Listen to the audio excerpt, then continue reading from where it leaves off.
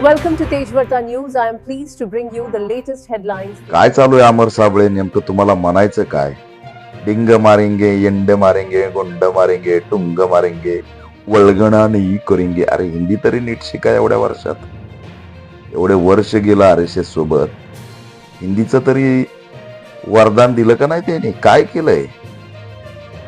आयुष्यभर RSSच्या चंबूमध्ये त्यांनी दिलेली चिठ्ठी वाचून दाखवण्यात गेलं आणि तुम्ही वल्गना डिंगन याच्यावर बोलावं. काय प्रश्न आहे, काय उत्तर आहे, काय सिच्युएशन आहे? आता तरी गप बसा. तुम्ही स्वतः पण वाचणार नाहीत जे काही तुमच्या विश्वगुरूंनी खेळ सुरू केलाय त्याच्यात. ही वेळ नाहीये. एवढं वय झालंय तुम्हाला उत्तर सुद्धा देऊ वाटत नाही आणि क्यू येते तुमचा चेहरा बघितल्यावर. अमर साबळे क्यू येते, अक्षरशः दया येते की काय तळमळ सुरू आहे तुमची. त्यामुळे टीका सुद्धा करू वाटत नाही आपला चेहरा बघून. पण सुपारी घेणं, अशा पद्धतीने चळवळीवर बोलणं योग्य नाही. हिंदी शिका नीट.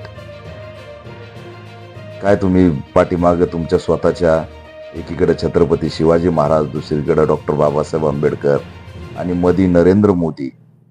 काय म्हणजे नरेंद्र मोदी हे बाबासाहेब आणि महाराजांच्या मध्ये त्यांचा फोटो ठेवून काय सांगू इच्छिता? तेवढी उंची आहे त्यांची, तेवढं कार्यकर्तृत्व आहे, लायकी आहे? अमर साबळे काय करायला निघालात तुम्ही? ही चिठ्ठी दिली कुणी तुम्हाला लिहून? दलितांच्या लेखी मारल्या जातात त्याच्यावर येतो का हो तुमचा व्हिडिओ? आदिवासींचे लेकरं मारले जातात त्याच्यावर येतो का तुमचा व्हिडिओ? तिथं आम्ही जातो, आम्ही बोलतो. नाही, तिथं तुम्हाला चिठ्ठी नसेल येत ना. चिठ्ठी भलत्याच ठिकाणी येते.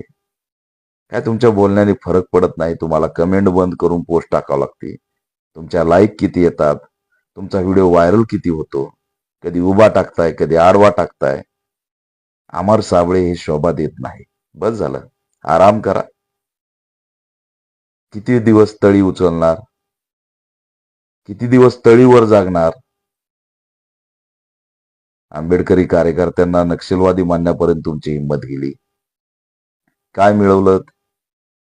जेव्हा जेव्हा RSS ला काय काय घडवायचं असतं तेव्हा तेव्हा तुम्हाला पुढं करून चिठ्ठी देतात. तेव्हा अर्बन नक्षल पेरायचा होता, तुम्हाला पुढं केलं. आता आता नवीन काय प्लॅन आहे की तुम्हाला पुढं केलंय? काय केलंय विश्वगुरूंनी हे सांगा. संडास बाथरूम बांधलंय, हे बांधलंय, ते बांधलंय. अरे याच्या पुढं पलीकडं काही दुनिया आहे की नाही? 70-80 वर्ष झालं तरी सामाजिक न्याय नाही. माणूस म्हणून जगण्याचा आम्हाला अधिकार नाही. कुत्र्यासारखं, जनावरासारखं जीणं आमच्या वाट्याला आलंय तुमच्या सत्तेत, तुमच्या समरसतेच्या गप्पा ऐकू ऐकू. गुलामीचं जाळं उभा केलंय, मनुवाद पेरलाय, बहुजन गुलाम केलाय आणि त्याला तुम्ही साथ देणार आहे काही टकूचे. नेमकं तुमची आयडेंटिटी काय आहे? हसू येत आहे तुमचा व्हिडिओ बघितल्यावर. काय हिंदी बोलताय? हिंदीत मराठी बोलताय का मराठीत हिंदी बोलताय हे सुद्धा कळा ना. आणि काय केलं एवढ्या वर्ष मग तिकडे जाऊन? चडीन तेच घालण्याचं काम केलं की काय? सुधरा.